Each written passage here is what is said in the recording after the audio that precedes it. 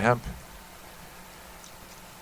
And as I like to do, let me introduce the crew who sits beside me. We are back from our journey into space over into the Grow Green. We had a wonderful time, I must say.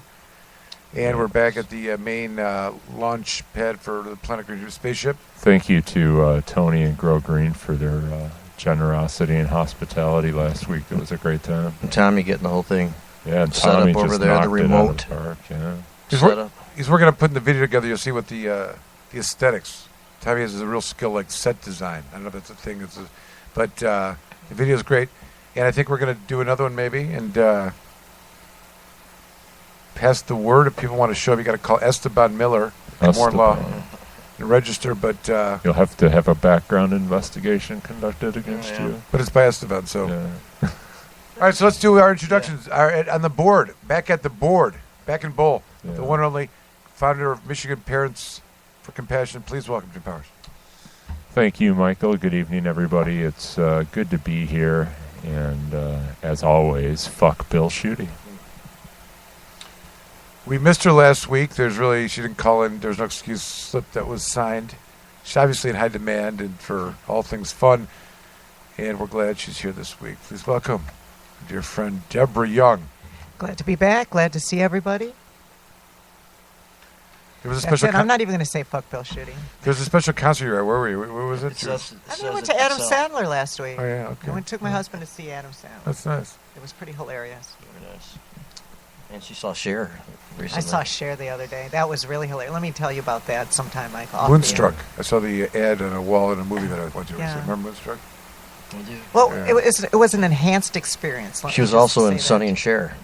Yeah, she was also half of Sonny and Cher. Oh, I never knew that. Yeah. Same Cher. The exact same Cher. We want to give a shout out to Tommy Two-Tone, who's over there working diligently on the video. He, of course, is the audio visual for the Planet Green spaceship. So welcome, Tommy. Jamie Lowell is here. Jamie Lowell, as we all know, is responsible for all things. Please welcome Jamie Lowell and his pet. Hello. Yes, and Zita is here with me, the therapy dog. She makes everybody emotional. She makes me feel so much better. She makes everybody feel just a little bit better. It is just purely coincidence that it is Under the Influence night and that the Godfather, Tim Beck, will be joining us in a little bit. So awesome to hear from Tim tonight. Yeah. It always is, especially around 9 o'clock. Yeah. We're going to be fortunate, because I understand, in addition to the Godfather calling in, the one and only Big Daddy, Rick Thompson, will be calling in to do the news. We confirmed that before the show. I believe he's actually... Let's get him on. Or not, he's participating in Poised, huh? At this very second. He indicated that he needed to be warm and cozy and get a lot of hugs, so he was not going to be here. He's warm and cozy. Rick Thompson is on the phone, I understand. You know, I like it when women call me Big Daddy better than when you call me Big Daddy, gang. I'll tell you that. I'm not stopping. It's an inside joke. I get to laugh from Jamie every time. I'm kidding. I know. Yeah, it's our inside thing. I know. So welcome, Rick Thompson. And I get a couple shout-outs here. Esteban Miller was here. He left. He's on his way to hockey game. Dewey, my dear friend Dewey, and Pam, of course. Give a big shout-out to you guys. And Alan Peisner is probably somewhere listening. Our Federalist friend Schuyler is He's not, absent. Both of them are absent. And Jeff Frazier's not here either. Absent. Jeff Frazier has been in Panama. Try to get that song out of your head now. 1984. I can't drive 55. No. And but he's going to show him my uke tonight. He's supposed to be here tonight, and his first arrival back last week. But we will I showed him my organ last week. Oh, okay. Oh, you showed him your organ, huh? There he is, right there. Oh, that's in the video thing right there. Who else? Who's not here that we need to know? Josh Colton, nowhere to be seen. Jeff Frazier. Where's Steve Miller? Steve Miller left. He had to go to hockey game. Absent. All right. But he did a good job of picking up pizza and getting everything ready to go. He did. For us. And he supplied honey. Yeah, he did. Yeah. Esteban. It was funny. We went to a. It doesn't matter where or what for, but we were at I saw Dewey on the thing, and I thought he was here. We were at a city council kind of meeting last night, and Steve was there, and we were trying to educate the community a little bit about cannabis and medical cannabis, and everyone wanted to know where the spread was. There was no spread, but because Steve's we've been pizza and spreads. All right, so let's see. We have much to talk about. Jim is all fired up about talking about the issue of driving driving. in anticipation of that, I Yes. don't know if I'm going to talk. I may delve into that, but we're going to try to preserve that as much as we can. We talked a little about it last week. And just to kind of tease it a little bit, any day now, I shall be released. The report from the powers that exist is going to be announced and reported on in terms of what the outcomes of the pilot program with the swab tests and studying this issue, and some recommendation is going to be made to the legislature to act on. Does everyone agree with that or disagree? Yeah, gee, I wonder what that'll say. Well, they'll examine the science and make sure that they're strictly following the methodology. Oh, yeah, And then they'll What make- science I'm is that? certain they'll do Determine. that. Yeah. That's exactly what'll happen. It's an interesting debate nonetheless, and I think that's why Jim's all fired up. We can talk about it. I've got a couple comments about it. Again, I'm going to try to refrain from not talking about this right now.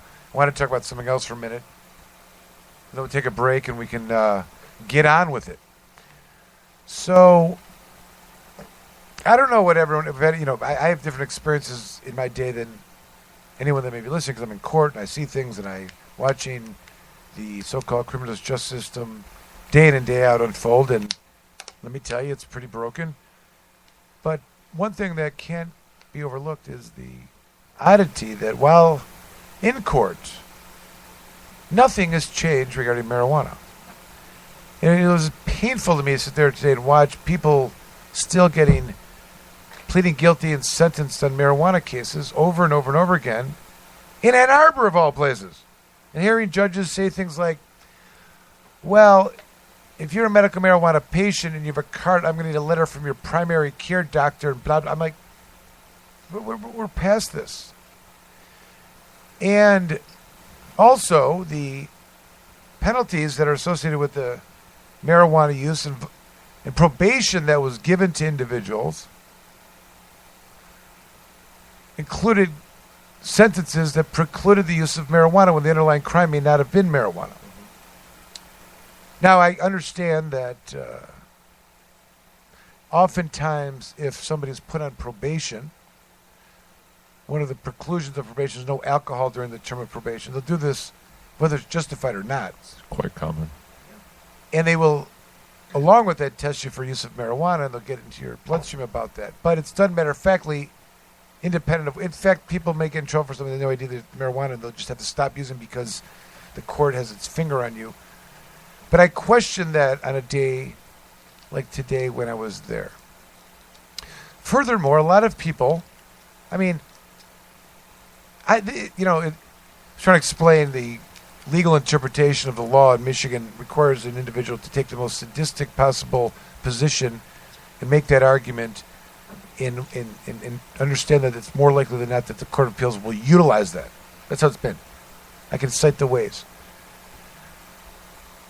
But when we stand here in 2019 and just the things that have gone on, without even mentioning the John Sinclair lawsuit, which compellingly makes the case that cannabis should not be a controlled substance anymore. But since then, we've had Proposition 1, which sets forth very specific penalties of how not just the voters, but enacted into law, so the legislature put their stamp on it.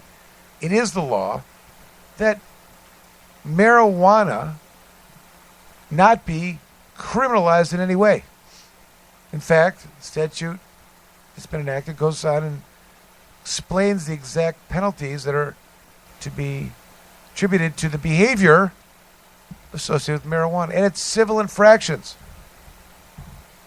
Quantity amounts are almost of and should be of no significance because it's based on first, second offenses. But nonetheless, at the worst, in these instances, there's a newly created misdemeanor that involves that requires no incarceration. There's no no jailing.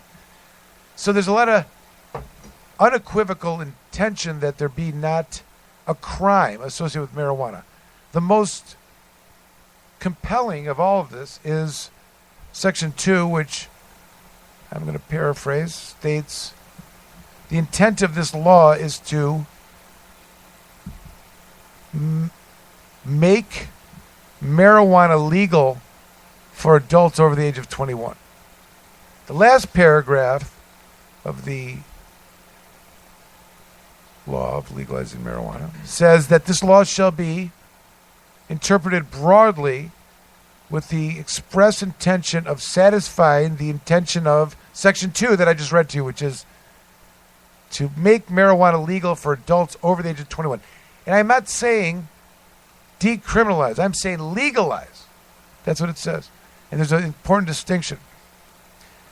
So if somebody is to get sentenced today for a case, the culpable behavior, for example, was pre-enacting of the law on December 6, 2018, or the conviction date was before the enactment of the law, and the sentence date comes on a date after the legalization of marijuana. What is a judge to do? You were found guilty at a trial on December 5th, defendant, and the pre-sentence report came back, and I'm going to send you as a felon. I'm going to give you a punishment associated with a crime that is in the Public Health Code. It's and is a Schedule 1 and punishes for 4 years maximum. And I'm going to treat it that way because it's a felony. But, Judge, the law today says that this behavior is a civil infraction. What is a judge to do?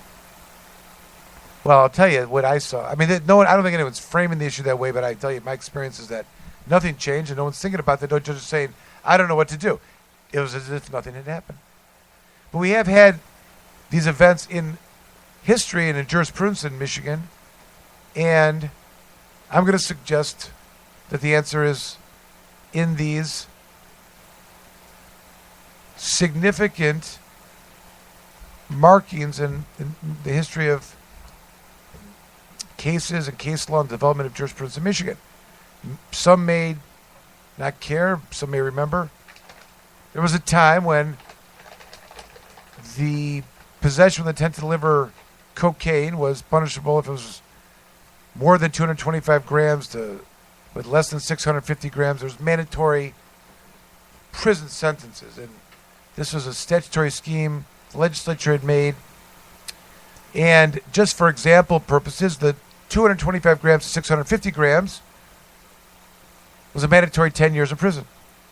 And then the legislature came out with some law that said, we're coming up with some new guidelines for the sentencing for these things. No longer is a mandatory 10, but a mandatory 5. However, the judge has some discretion whether they want to deviate from 5 mandatory below, above, but they had to come up with substantial, compelling reasons. Nevertheless, the law changed for how these exact culpable acts were going to be punished. If you have 225 grams to 650 grams of cocaine and you're convicted under the first scheme, the original 10 years mandatory, under the second 5 years mandatory, but the court has the discretion to do less or more. So what happens to a defendant who's been convicted, their culpable behavior, the date of the incident, went to trial, were convicted of the old scheme, and they're looking at 10 years in prison, the old scheme, and 5 or less or more, but certainly not mandatory 10 in the other. What is the judge to do? So there's some history here, and it bodes in favor of the lesser sentence and the punishment of the new law and the intention of the legislature at the time the punishment is to be handed down. It embraces principles of, in the law, a term of art which is known as proportionality, that individuals should be sentenced proportional to the crime. There are many people out there in Michigan that are on probation for 5 years, 3 years, for felonies. And in their first year, between 2018, February 2018 and February 2019, they were on probation for the first year because of a felony conviction. But now I got another 3 years left for a crime. It's a civil infraction. Disproportionate? I would say So this is something that I announce and suggest that people that have loved ones or know people